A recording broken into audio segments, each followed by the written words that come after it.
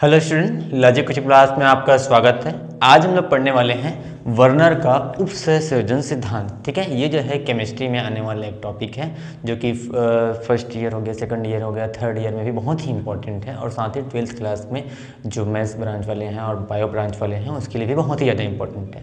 ठीक है, तो उपसंयोजन सिद्धांत को समझने से पहले आपको उपसंयोजी यौगिक के बारे में आपको समझना पड़ेगा। ठीक है, उपसंयोजी यौगिक जिसको हम लोग संकुल यौगिक भी कहते हैं, जटिल यौगिक भी कहते हैं, कॉम्प्लेक्स यौगिक जो होता है। ठीक है, जैसे कि मैं आपको एग्जांपल के थ्रू बताता हूँ।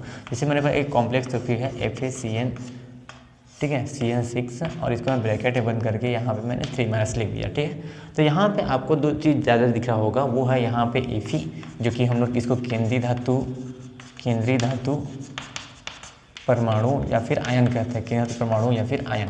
ठीक है, इसको हम लोग M से डिनोट करेंगे क्योंकि इसको हम लोग मेटल बोलते हैं। ठीक है, ये एक मेटल है। ठीक है, अब यहाँ पे जो CN दिख रहा होगा, ये जो है CN, इसको लिगेंड कहा जाता है। ठीक है, ये सब के बारे में हम लोग आगे डिस्कस करेंगे ही। बस इतना याद रखो कि ये जो होता है केंद्रीय परमाणु, जो कि D ब्लॉक या फिर A ब्लॉक के तत्व होते हैं, जैसे कि आपको दिख रहा होगा। मैं बताऊंगा आपको कि क्यों ये A ब्लॉक या D ब्लॉक के तत्व ही क्या करते हैं, इस संकुल यौगिक का निर्माण करते हैं, इस उपसंयोजी यौगिक का निर्माण करते हैं। अभी बस इतना जान लीजिए कि इस प्रकार से जो दिख रहा है ये एक उपसंयोजी यौगिक है, इसको कहा जाता है उपसंयोजी यौगिक। तो इस उपसंयोजी यौगिक, ठीक है, का हम लोग अध्ययन करने वाले हैं इसमें। ठीक है, तो ये लिगेंड होता है। लिगेंड एक ऐसा मतलब एक चीज़ होता है, जैसे कि इसको जो हम लोग कहते हैं लुईस क्षार कहा जाता है। ठीक है, लुईस क्षार क्या होता है सबसे मैं बताऊंगा।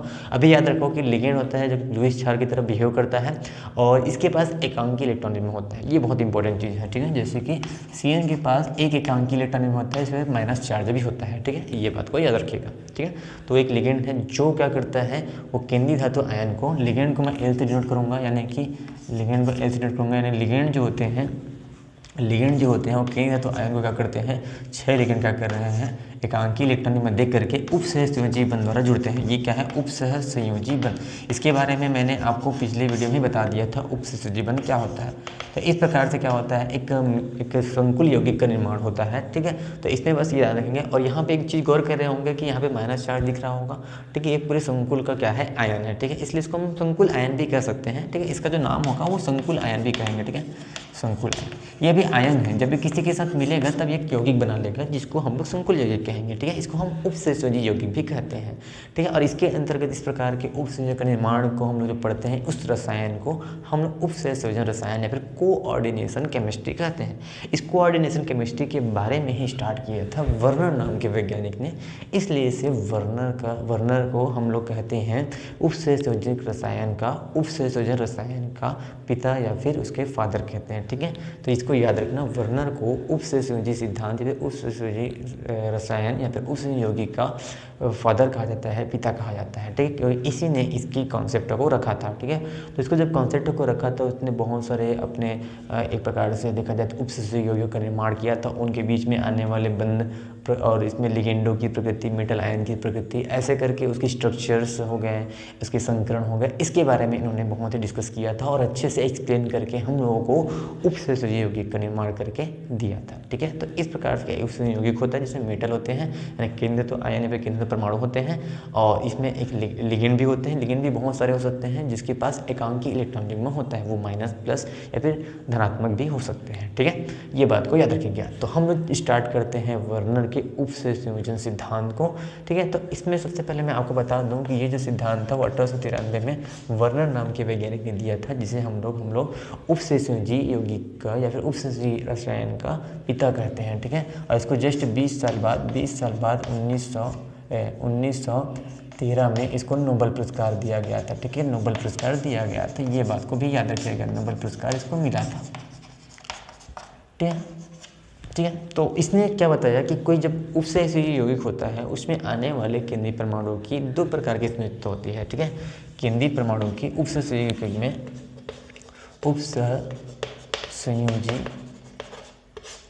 यौगिक में ठीक है, ये उपसंयोजी यौगिक है या फिर उपसंयोजी आयन है या फिर संकुल आयन है, जैसे ही मानिए। ठीक है, इसमें केंद्रीय परमाणु पर दो प्रकार की संयोजकता होती है, दो प्रकार की संयोजकता होती ठीक है। जो दो प्रकार की जो संयोजकता होगी उसे जैसे कि पहले वाले संयोजकता को कहा जाएगा प्राथमिक संयोजकता, प्राथमिक संयोजकता, और दूसरी जो संयोजकता होगी इसे कहा जाएगा द्वितीयक संयोजकता, द्वितीयक संयोजकता। ठीक है। जो केंद्रीय धातु परमाणुओं की या फिर केंद्रीय धातु आयन की, ठीक है, जो संयोजकता होती है वो दो प्रकार की होती है। एक होता है प्राथमिक संयोजकता, दूसरी जो होती है वो द्वितीयक संयोजकता। प्राथमिक संयोजकता जिसे हम लोग जानते हैं ऑक्सीकरण संख्या, ठीक है, इसको कहा जाता है ऑक्सीकरण संख्या।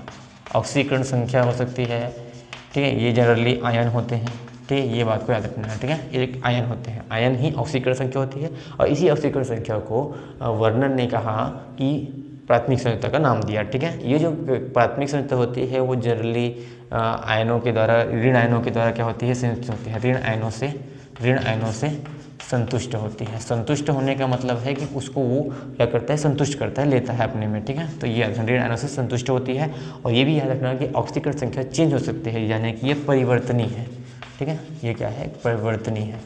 ठीक है, इतनी बात आप याद रखना प्राथमिक संयोजकता के बारे में। ठीक है, ऑक्सीकरण संख्या क्या होता है ये सब चीज़ मैं एक वीडियो में बता चुका हूँ पहले से। ऑक्सीकरण संख्या हम लोग, और मैं आपको आगे की वीडियो में ऑक्सीकरण संख्या कैसे निकाली जाती है वो चीज़ बताऊँगा। ये एक इंट्रोडक्शन वीडियो है, ठीक है, जिसमें मैं आपको सिर्फ इतनी बताऊँगा कि वर्नर का सिद्धांत क्या था, उसमें उन्होंने क्या क्या बातें कही थी, बस इतना ही। तो प्राथमिक संयोजकता, द्वितीयक संयोजकता करके दो बातें कही थी कि उपसंयोजक यौगिक में, इस प्रकार के यौगिक में केंद्रीय धातु आयन की दो प्रकार की संयोजकता होती है। पहली संयोजकता को कहा जाता है प्राथमिक संयोजकता, दूसरी को कहा जाता है द्वितीयक संयोजकता।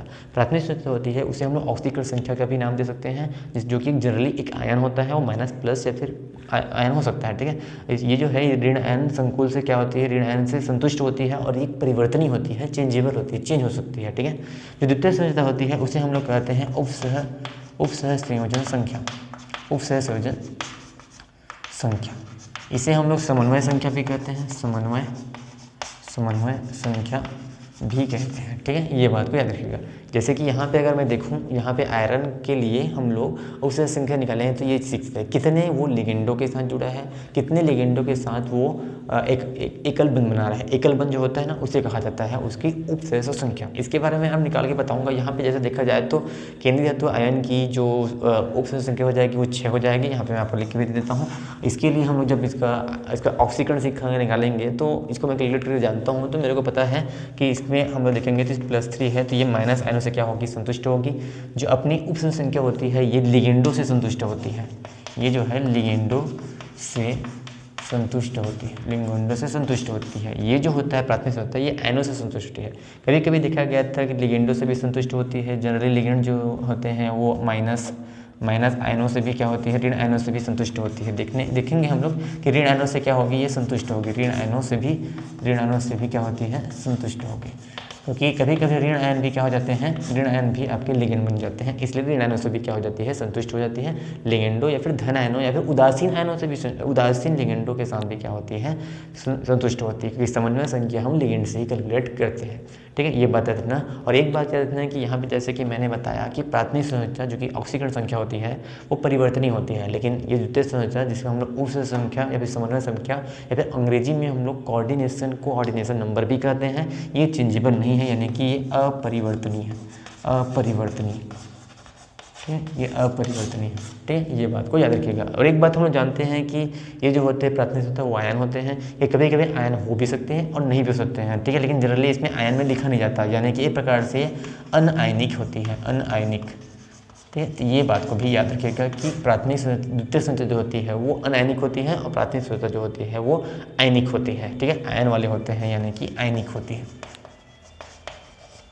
ठीक है, तो इतनी बातें उन्होंने रखी थी और इसके आधार पर उन्होंने इस उपसंयोगिक का निर्माण किया था, जिसका निर्माण हम लोग अगले वीडियो में देखने वाले हैं। ठीक है, तो आज की वीडियो में बस इतना ही कि वर्नर ने उस सिद्धांत रखा था सन 1893 में। ठीक है, उसमें उन्होंने उस संयोगिक का निर्माण कैसे होता है, किस प्रकार के उसके लिगेंड लिखे जाते हैं, उसके ऑक्सीकरण संख्या, उसमें किस प्रकार से कोई केंद्रीय धातु आयन जो है मेटल जिसको हम लोग कहते हैं उस लिगेंड के साथ किस प्रकार से संयुक्त होता है, किस प्रकार के उस बंधों का निर्माण करता है, इसके बारे में बताया था। साथ ही इसके स्ट्रक्चर्स के बारे में बताया था, जिसको हम लोग अगले वीडियो में देख